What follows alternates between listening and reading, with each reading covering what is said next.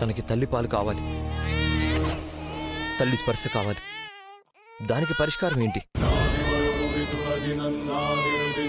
అమ్మా రామా, మీ అత్తయ్య మాటలు ఏం పట్టించుకోకుండా త్వరగా ఏదో ఒకటి చేసి తన ఏడుపు ఆపించమ్మా.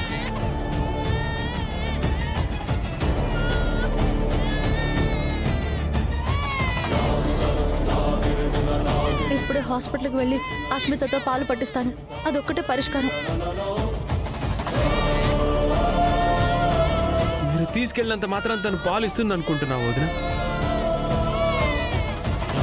నా కూతురు మీద ప్రేమే ఉంటే అన్ని మాటలు అంటుందా? మరేం చేస్తావు?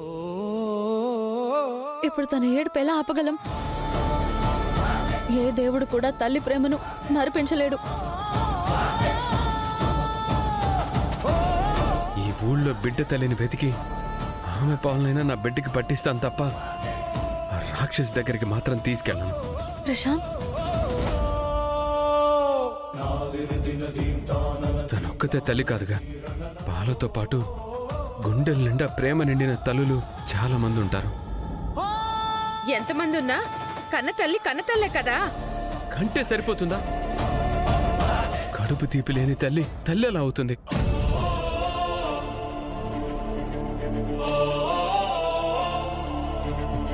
ఇలా అయిపోతుంది. రే ప్రసాద్, ఆగు. ఏంటిది? నీ పంతం పాప ఆకలి మీద చూపించకు. ప్రశాంతంగా హాస్పిటల్కి వెళ్ళి అస్మితను అడుగుదాం. నేను మాట్లాడతాను రా. నాకెవరు ఏమి చెప్పకండి. ఏడవకు నాన్న, నీ నాన్న బాగా చూసుకుంటాడు. ప్రశాంత్, నువ్వు పెద్దయ్యాక తెలిసింది అది మూర్ఖత్వమని. నేను మార్చడానికి ఎంత ప్రయత్నం చేసినా మేము నీ దారిలోకి వచ్చాం తప్ప నువ్వు మా దారిలోకి రాలేదు. ఏంటమ్మని గోలా? ఎవరు రమ్మన్నారు హాస్పిటల్కి? వచ్చినప్పటి నుంచి చెవిలో జోరిగలాగా మాట్లాడుతూనే ఉన్నావు. 25 ఏళ్లు నీ కాలు కందకుండా చూసుకున్నాం కదా. నీకు జోరిగల్లాగా పురుగుల్లాగానే కనిపిస్తావు. నీకు తల్లితనం విలువ తెలీదు కాబట్టే నీ కడుపులో పుట్టిన దాన్ని క్షణాల్లో దూరం చేసుకున్నావు. ఆపమ్మా, చంపకు నన్ను. మానవులు మూయించగలవు గాని నీ పాల కోసం ఏడ్చే నీ కూతురు నోరు మూయించగలవా? ఏడ్చి ఏడ్చి దాన్ని కళ్ళల్లోంచి వచ్చే కన్నీళ్ళని ఆపగలవా? ప్రశాంత్ ఎంత బాధపడుతూ తీసుకెళ్లిపోయాడో తెలుసా? నాకు తెలుసుకోవాల్సిన అవసరం కూడా లేదు. దాన్ని నా కూతురు అని నేను ఫీల్ అవ్వట్లేదు. మీరు ఫీల్ అయి నన్ను టార్చర్ చేయకండి. ఆడదానిగా పుట్టాక ఏదో ఒక టైంలో తల్లి కావాల్సిందే కదే. అది నా ఇష్టంతో జరిగితే హ్యాపీగా యాక్సెప్ట్ చేసేదాన్ని. కానీ ఆ రామలక్ష్మి చేసిన దానికి నేను శిక్ష అనుభవిస్తున్నాను. నువ్వు అంత అవకాశం ఎవరికి ఇవ్వవులే. నువ్వు చేసుకున్న దానికే నువ్వు శిక్ష అనుభవిస్తున్నావు. నాన్నా, లేకపోతే పెళ్ళైన వాడి మీద మనసు పారేసుకోవడం ఏంటి? అతని కోసం అతని తమ్ముడిని దొంగ పెళ్లి చేసుకోవడం ఏంటి? ఇవన్నీ నువ్వు మూర్ఖత్వంతో చేసుకున్నవే కదా. ఆ నెపంతో అయినా వాళ్ళిద్దరిని విడదీయాలనుకున్నాను. లోకంలో నువ్వు ఒక్కదానివే తెలివైన దానివి అనుకుంటున్నావా? తలదన్నేవాడు ఒకడుంటే వాణ్ణి తన్నేవాడు ఇంకొకడుంటాడు. మారు మారు అని ఎన్నిసార్లు చెప్పాం, నువ్వు వినలేదు. ఆఖరికేమైంది? నిన్ను నువ్వు చేతులారా ఇదిగో ఇలా చేసుకున్నావు. కడుపులోనే బిడ్డని చంపుకుంటానంటే మీ నాన్న ఆలోచించి ఆస్త బిడ్డ పేరును రాశారే. అలా అయినా మారతావని. కానీ నువ్వు బిడ్డ పుట్టేదాకా ఆగి అది నాది కాదు అనేస్తున్నావు. లక్ష్మీదేవిని కాలుతో తనినట్టు చేసింది. ఇప్పుడు కూడా మారలేదు అంటే నువ్వెప్పటికీ మారవు. ఇక్కడే ఉండి పరువు పోగొట్టుకోవడం ఎందుకండి? ఆ బిల్ ఎంతైందో తెలుసుకోండి, కట్టేసి వెళ్ళిపోదాం. ఎందుకమ్మా నన్నిలా? అమ్మా, ఇది చూడండి మేడం, లేటెస్ట్ గా వచ్చింది. పోయిన సంవత్సరం కూడా ఇదే చూపించి ఇదే మాట చెప్పారు. వస్తువు అమ్ముడైపోయాక అలాగే చెప్తారులేవే. నీకు నచ్చిందేదో తీసుకో.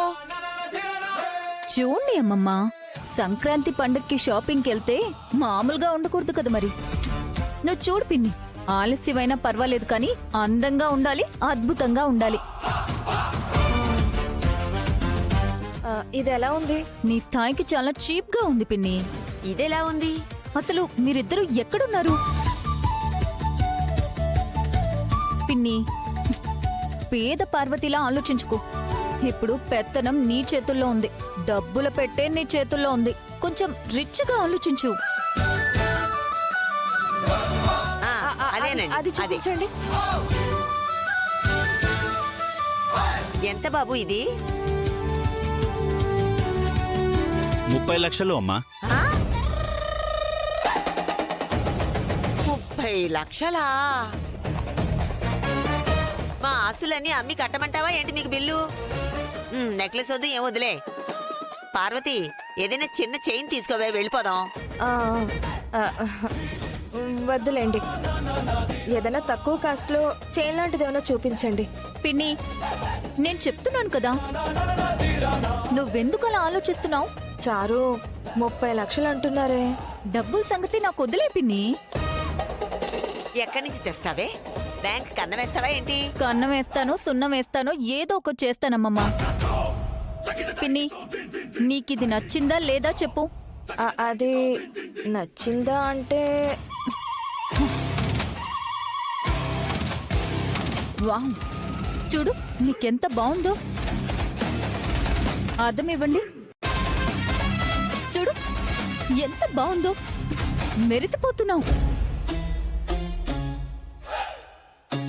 తేడా వస్తే అదే ఉరితాడవుతుంది, చూసుకో పార్వతి. ముసల్దానా, నిన్ను చంపేస్తాను.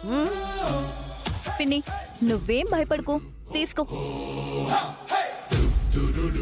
ఆ, ఇది బిల్ చేయండి. ఆ, ఆ, అది కాదే. అమ్మా, చారు చూసుకుంటానంటుంది కదా, వదిలేమ్మా. ఇది పెట్టుకుంటే నలుగురిలో నేను గ్రాండ్ గా ఉంటాను. వస్తే పార్వతి, దీన్ని నమ్ముకున్నావా? మన కిడ్నీలమ్మి మనకే అందిస్తుంది. నువ్వు ఊరుకో బామ్మ. పిన్ని, పద.